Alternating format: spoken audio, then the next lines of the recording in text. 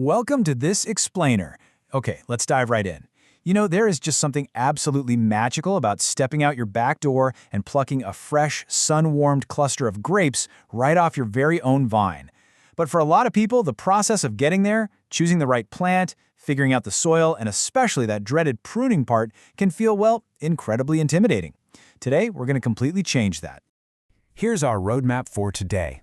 We'll be looking at an 8,000-year-old tradition, how to choose your grape variety, planting and first-year growth, demystifying the pruning process, and finally, going from bud break all the way to harvest. Let's get to it. Section 1. An 8,000-year-old tradition. To really set the stage here, we need to completely shift our perspective on what a vine grape actually is. Check out this staggering number, 400. Over in Slovenia, there is a grapevine that has literally been producing fruit for over 400 years. It's a living, breathing testament to how resilient these plants are. And here's a fascinating little secret of viticulture.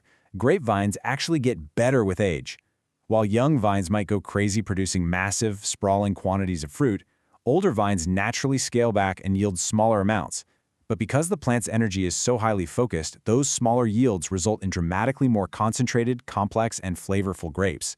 You aren't just planting a summer vegetable here, you're quite literally planting a legacy. And it really brings to mind this beautiful thought. Every spring, this bare, woody cane that looks completely dead does this, and has been doing it for thousands of years. It's true. If you look at a dormant grapevine in the dead of winter, you'd swear it was just a gnarled, useless piece of firewood. But as the warmth returns, that lifeless-looking wood erupts with bright green life. It's this spectacular cycle of renewal that humans have been perfecting since the ancient world. Moving on to Section 2, choosing your grape variety. Let's make sure we get the absolute right plant for your space. The biggest mistake beginners make? Just buying whatever looks cool online without thinking about their specific backyard climate. The absolute most crucial point here is understanding your local chill hours. Basically, this is the accumulated hours of temperatures below 45 degrees that a vine needs during winter to properly rest and break dormancy. Grapes are definitely not a one-size-fits-all deal. If you're in a hot, humid spot like South Florida, you're going to struggle with traditional grapes. You'd want something like muscadines, which require very few chill hours and absolutely love the summer heat. But if you have freezing, bitter winters, you need a variety that actually uses that deep cold to reset for the spring. So when you're comparing American versus European grapes, there is a clear path for beginners in North America. European grapes, think the Thompson seedless you get at the grocery store, are fantastic, no doubt, but they are notoriously susceptible to fungal diseases like black rot. It can be a real headache. American grapes, on the other hand, are native to this environment. Varieties like the Concord or the Niagara are incredibly cold-hardy, highly disease-resistant, and they have these cool slip skins, meaning the sweet meat of the grape just pops right out. If you want a forgiving start that practically guarantees a harvest, definitely go with an American variety. All right, Section 3, planting and first-year growth. You've picked your perfect variety. Now, let's get our hands dirty. When you order a high-quality vine from a nursery, it probably won't show up in a big pot full of green leaves. It's most likely going to arrive as a dormant, bare root. Now, I'll be honest, pulling this out of the box can be a little underwhelming. It literally looks like a dry stick with some tangled roots.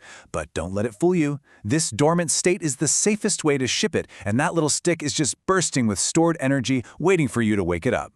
The actual planting part is wonderfully simple. Step 1, because that bare root has been in a dry box, you need to rehydrate it. Just soak the roots in a bucket of water for about an hour. Step 2, find a spot with full sun and well-draining soil, ideally with a pH between 5 and 6. Okay, Step 3. This is the one that always makes beginners panic. Once that vine is in the ground, you are going to take your sharp snips and cut almost the entire top of the vine off, leaving only 2 live buds right near the base. I know. Cutting away the very plant you just bought feels totally counterintuitive. Actually, scratch that. It feels wrong. But here is why it's absolutely crucial. Your priority in year 1 is not to grow a few measly grapes. Your priority is to establish an unstoppable foundation. By drastically reducing the top to just 2 buds, you stop the vine from wasting energy trying to maintain unnecessary wood. It forcefully redirects all of its power underground, building a massive, healthy root system that's going to support huge harvests for decades. Which brings us right into Section 4, demystifying the pruning process. Let's take the fear out of making those cuts. Before you make a single snip, You just need to visualize the basic architecture of the vine. Picture a giant capital T. The vertical part coming out of the ground, that's your main trunk. Where it splits at the top, often called the head or crown, it branches out horizontally along your trellis wire. Those permanent horizontal arms are what we call the cordon. From that permanent cordon, new shoots are going to grow upward and outward every single year, and that new growth is exactly where your fruit comes from. Okay, here are your golden rules for pruning. Rule 1. Viticulture is physical work, folks, so stretch your hands and back before you start. 2. Biosecurity is a real thing. Always sanitize your snips with an ethanol solution so you don't transfer fungal diseases between your plants. 3. Do your pruning in late winter while the vine is still completely asleep. 4. Remember that grapes only grow on new vines that sprout from one-year-old wood. Which leads to Rule 5, the best trick for beginners. Find last year's growth on the cordon and cut it back just above the first knuckle or node. That guarantees fresh, fruit-bearing sprouts. And finally, Rule 6, make sure to space out your cuts. If the vine is overcrowded, it blocks the wind, and a lack of air ventilation is basically an open invitation for rot. Now, you'll hear experts endlessly debate spur pruning versus cane pruning. Basically, spur pruning means keeping that permanent cordon and snipping back the branches to short spurs. Cane pruning is where you remove the old cordon entirely and wrap a fresh, long cane down onto the wire every year. But guess what?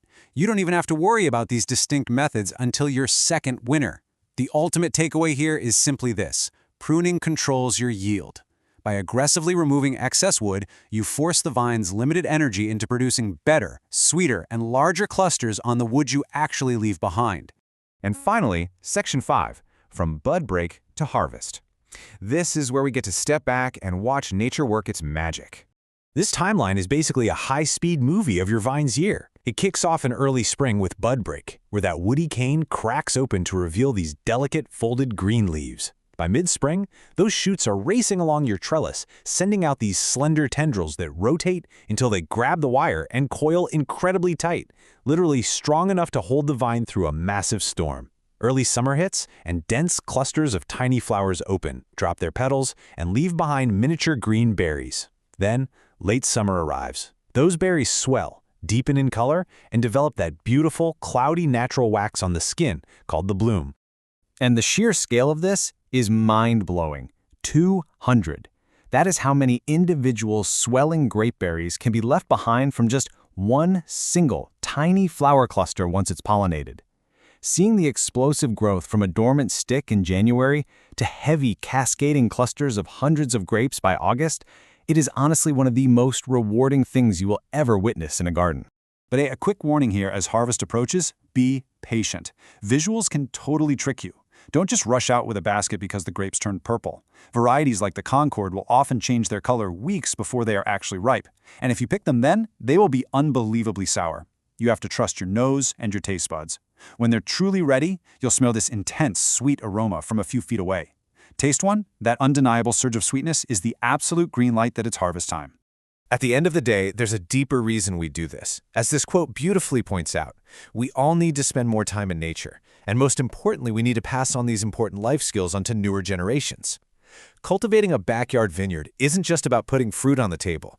It's about stepping away from the screens, getting your hands in the dirt, understanding the rhythm of the seasons, and having something truly incredibly tangible to share with your family. The grapevine is the ultimate symbol of endurance, patience, and incredible sweetness. And now you have the foundational roadmap to choose, plant, prune, and harvest your own. So I'll leave you with this one final thought. Are you ready to step into your backyard, plant a vine that might just outlive us all, and take your rightful place in an 8,000-year-old tradition? Get out there and get planting. Unlock your potential. Click subscribe now.